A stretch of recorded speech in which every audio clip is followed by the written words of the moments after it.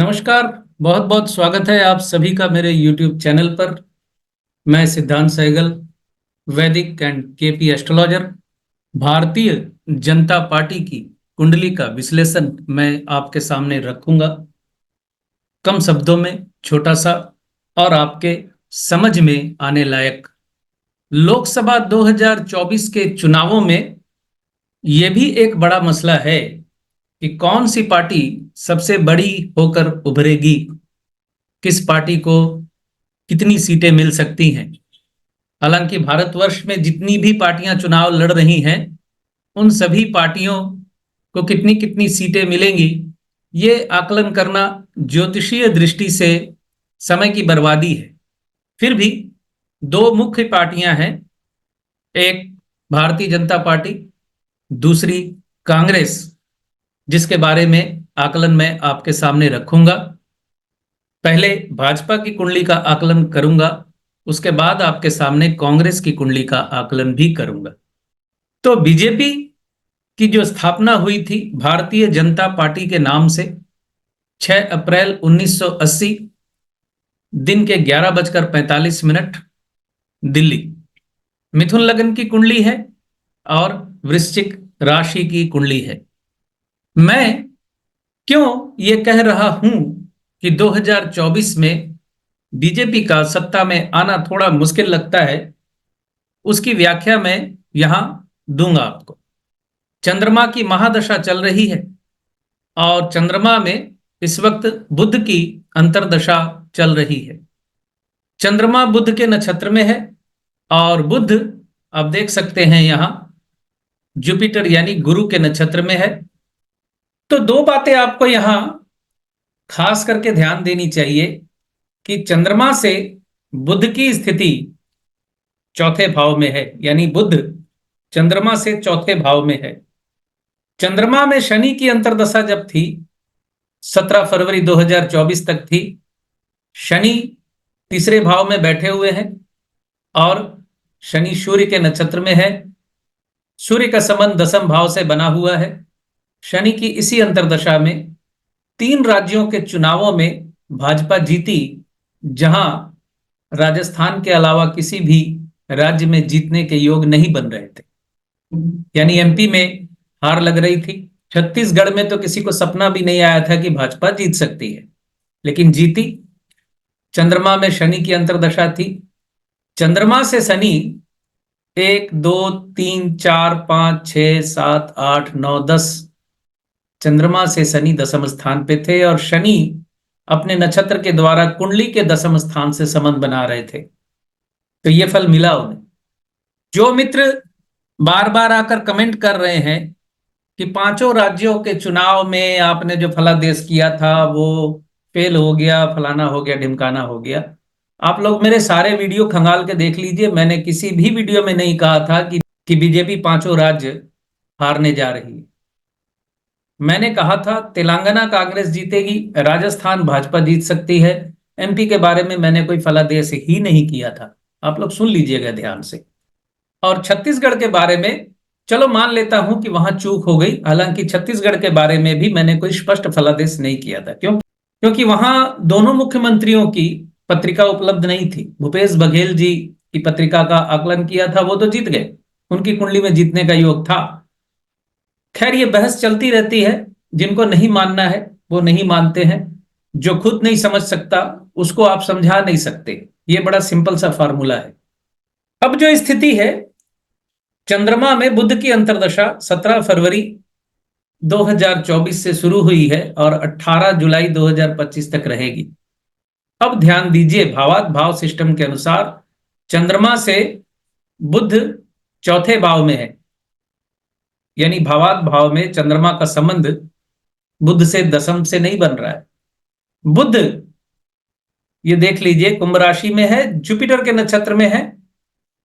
Jupiter यहां दशमेश है, सप्तमेश है, और जुपिटर आपको D1 चार्ट में तीसरे भाव में दिख रहे हैं, लेकिन वो आपको केपी चलित के अनुसार आप देख सकते हैं गुरु दूसरे भाव में है। दूसरा भाव कुटुंब भाव होता है, घर भी समझ सकते हैं, हालांकि चौथा भाव घर का होता है। तो चौथे भाव के लॉर्ड की तो अंतर्दशा है ही, चौथे और लग्नेश की, और वो कुटुंब भाव से मिल रहा है। ये किसी व्यक्ति की नहीं है कुंडली, लेकिन ज्योतिषी व्याख्या जो है वो मैं रख रहा हूं आपके सामने। तो बुध का संबंध दसम से बना तो हुआ है, लेकिन दशमेश खुद मिसप्लेस्ड है, यानी सत्ता प्राप्ति के योग नहीं बना रहा। तो दशमेश यहां दूसरे भाव का फल देगा, और दशमेश राहु के साथ गुरु चंडाल योग बना रहा है इस कुंडली में। आप लग्न से देख सकते हैं, गुरु और राहु एक साथ है, तो दशमेश का संबंध राहु से है। हालांकि राहु राजनीति का कारक होता है। तो मैं ज्यादा ना घुमाते हुए आपको सीधे फलादेश बता रहा हूं कि संभावना जो है, चूंकि बुध की अंतर्दशा का संबंध दसम भाव से बना तो हुआ है, तो संभावना यह है कि भारतीय जनता पार्टी सबसे बड़ी पार्टी बनकर उभरेगी। भारतीय जनता पार्टी सबसे बड़ी पार्टी बनकर उभरेगी, लेकिन कुंडली के विश्लेषण के अनुसार भारतीय जनता पार्टी पूर्ण बहुमत को प्राप्त करती हुई नहीं दिख रही है। ये ज्योतिषीय आकलन है छोटा सा, जिसको आप ध्यान से समझ सकते हैं। जो ज्योतिष में विश्वास करते हैं, ज्योतिष जो समझना चाहते हैं, जो ज्योतिष सीखना चाहते हैं, वो जरूर इस कुंडली का आकलन करें और मेरी बातों पे मनन करें। ग्रहों की स्थिति को समझने के लिए एक छोटा सा आकलन और आपके सामने रख रहा हूं। वो यहां देखिए, चंद्रमा की महादशा चल रही है। चंद्रमा खल है, खल अवस्था में है। खल अच्छा नहीं होता। और बुध की जो अंतर्दशा यहां चल रही है इस वक्त, जिसमें लोकसभा चुनाव का निर्णय आने वाला है, उसकी स्थिति देख लीजिए। बुध मृत अवस्था में है, क्षुधित अवस्था में है, यानी भूखी अवस्था में है, दीन अवस्था में है और पीड़ित अवस्था में है।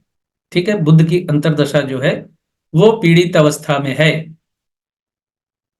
एक और चीज पे आपने ध्यान देना है कि बुध जो है नवम भाव में बैठा हुआ है, और नवम मतलब दसम का द्वादश। तो बुध का संबंध पहले ही नवम से बनना और दसम भाव से द्वादश भाव में होना, ये पोजीशन जो है, व्यक्तिगत किसी की कुंडली हो तो उसकी नौकरी छूटती है, यानी कर्म विहीन होता है वो। ये कॉम्बिनेशन है। बुध पीड़ित क्यों है? बुध केतु के साथ है, और केतु का जो लक्षण है, केतु का जो फल है, उसे एक लाइन में समझ लीजिए। केतु जो है डिटैचमेंट का कारक प्लैनेट होता है, यानी संबंधों को तोड़ता है। केतु जिस भाव में होता है उस भाव के फलों को काटता है, कम करता है। और केतु जिस ग्रह के साथ होता है, उस ग्रह के जो कारक होते हैं, उस ग्रह से जो प्राप्ति होनी होती है, उसमें कमी करता है।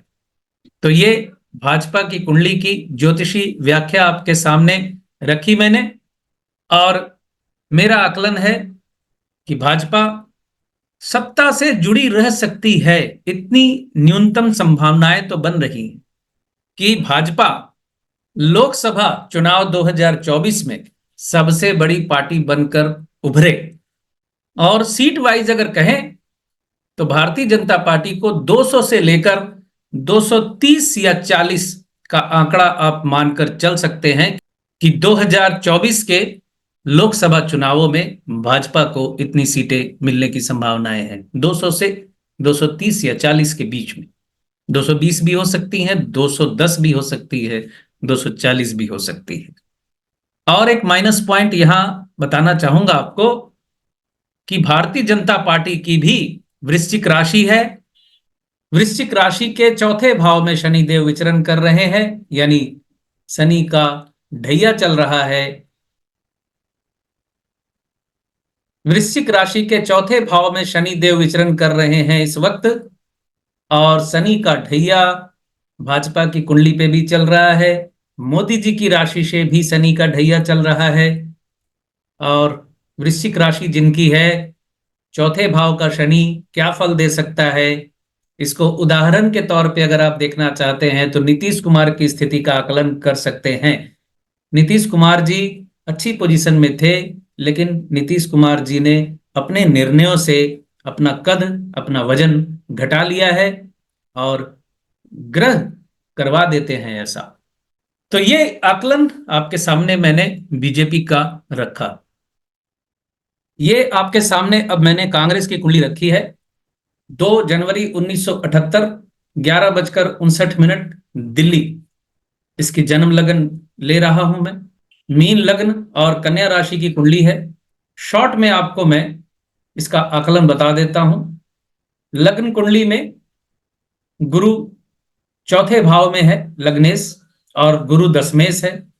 गुरु की महादशा चल रही है 6 मार्च 2009 से, जो 6 मार्च 2025 तक चलेगी। और इस वक्त 12 अक्टूबर 2022 से राहु की अंतर्दशा चल रही है गुरु में, 6 मार्च 2025 तक चलेगी। गुरु मंगल के नक्षत्र में बैठे हुए हैं। मंगल यहां पंचम भाव में है, नवमेश है। और गुरु केपी चलित के अनुसार तीसरे भाव में है। गुरु के कॉम्बिनेशन को आप देखें, 1 2 3 5 9 10, चूंकि गुरु दशमेश है। अब आप कहेंगे दशम से संबंध तो बना हुआ है, लेकिन एक्चुअली इसे दशम से संबंध नहीं कहते हैं। दशम यहां माइनस दिख रहा है, यह भी दिख रहा होगा आपको। और गुरु जो है मंगल के नक्षत्र में है, दूसरे भाव का लॉर्ड है, पंचम में बैठा हुआ है और नवमेश है मंगल। तो 2 5 9 का कॉम्बिनेशन मिला। गुरु का संबंध यानी दशमेश और लग्नेश का संबंध 5 9 से बनने का मतलब है सत्ता से बेदखल होना, सत्ता हाथ में ना होना। इस वजह से पिछले 10-12 सालों से सत्ता इनके हाथ में नहीं है, 14 साल लगभग होने आ रहे हैं। अब राहु की अंतर्दशा आपको कैसी दिखती है? राहु सप्तम में बैठा हुआ है, केपी चलित में भी सप्तम में है, और चंद्रमा के नक्षत्र में है राहु।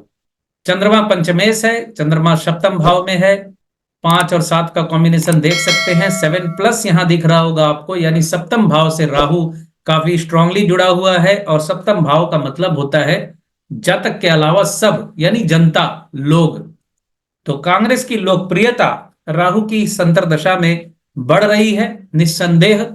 और लोकसभा चुनाव 2024 में इसका क्या प्रभाव पड़ेगा, उसका मैं बिल्कुल स्पष्ट आकलन आपके सामने रख दे रहा हूं, बिना घुमाए फिराए। कांग्रेस की जो दशा अंतर्दशा चल रही है, कांग्रेस पार्टी को व्यक्तिगत तौर पे पूर्ण बहुमत नहीं मिलेगा, लेकिन राहु की यह अंतर्दशा कांग्रेस को भारतवर्ष की दूसरी सबसे बड़ी पार्टी बना सकती है। यानी मेरा आकलन यह है, ज्योतिषी आकलन है, कि कांग्रेस 90 से लेकर 130 सीटें ला सकती है, यानी दूसरी सबसे बड़ी पार्टी बनकर कांग्रेस उभर सकती है 2024 के लोकसभा चुनावों में। अब इसके पीछे मेरा एक बेस और है, क्योंकि 6 मार्च 2025 के बाद शनि की महादशा शुरू होने वाली है कांग्रेस की। शनि एकादशेष है, हालांकि माइनस है, पॉइंट कमजोर है थोड़ा। और शनि जो है आप देख सकते हैं मघा नक्षत्र में है, केतु के नक्षत्र में। मघा नक्षत्र का क्या फल है, इसको समझना चाहते हैं तो आप सचिन पायलट की कुंडली का जो मैंने आकलन किया था वहां कृपया जाकर सुनिए, मेरा निवेदन है। एक ही बात को दोहराने से मैं बच जाऊंगा। तो आने वाली शनि की महादशा कांग्रेस के लिए बृहस्पति की इस महादशा से कहीं बेहतर रहने वाली है, यह बिल्कुल साफ शब्दों में बता रहा हूं मैं आपको। इस वजह से भी कांग्रेस दूसरी सबसे बड़ी पार्टी बनकर उभर सकती है। लेकिन 2024 के चुनावों में भी कांग्रेस सबसे बड़ी पार्टी बनकर उभरेगी, इसमें संशय है ज्योतिषी गणना के अनुसार। मैं आप लोगों के सामने ज्योतिषी गणनाएं रख रहा हूं निष्पक्ष तौर पे, और इसको ज्योतिषीय दृष्टि से समझने की कोशिश करें। अच्छा, जाते जाते एक बात मैं आपको और कहना चाहूंगा। 90 से 140 के अंदर कांग्रेस को सीटें मिल सकती है। यह मैं इसलिए कह रहा हूं कि राहु राजनीति का मुख्य कारक ग्रह है, इसको भी ध्यान में रखना जरूरी है। बहुत बहुत धन्यवाद आप सभी का। खुश रहिए, स्वस्थ रहिए।